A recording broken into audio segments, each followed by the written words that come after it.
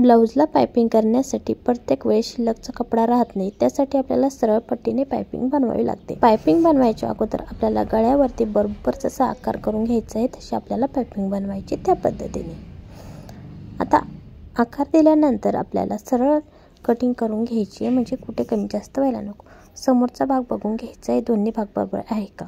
आता एक शिलाई मारायची सरळ, ज्या ठिकाणी गोल आकार आहे त्या ठिकाणी ताणता कपडा धरायचा आहे, म्हणजे आपली पायपिंग ही पसरट होणार नाही। जिथे गोल आकार आहे तिथेच आपल्याला हे करायचं आहे। पूर्ण गळ्यावरती शिलाई मारून झाल्यानंतर पट्टीला एका साईडला फोल्ड करून सरळ शिलाई मारून घ्यायची। सरळ शिलाई मारून झाल्यानंतर मागच्या साईडला असं बोट ठेवून मोठ्या टाक्याची शिलाई घ्यायची, पूर्ण पट्टीवरती शिलाई मारून घ्यायची। आता ही शिलाई मारलेली पट्टी बिलकुल खेचायची नाही, जशी आपण शिलाई मारलेली आहे तशीच ती पूर्ण गळ्याला लावून टाकायची आहे। शेवटी अर्धा इंचवरती फोल्ड करून पट्टी लावून घ्यायची आहे। आता ज्या ठिकाणी गोल आकार आहे तिथेच आपल्याला कट्स मारायचे आणि शिलाई बाहेरचा जो कपडा आहे तो कटिंग करून टाकायचा। फक्त शिलाई बाहेरचा कपडा कटिंग करायचा आहे। आता पट्टी तुमच्या साईजनुसार तुम्हाला जशी पायपिंग हवी आहे, मोठी किंवा बारीक, त्यानुसार तुम्ही पायपिंग बनवून घ्यायची आहे।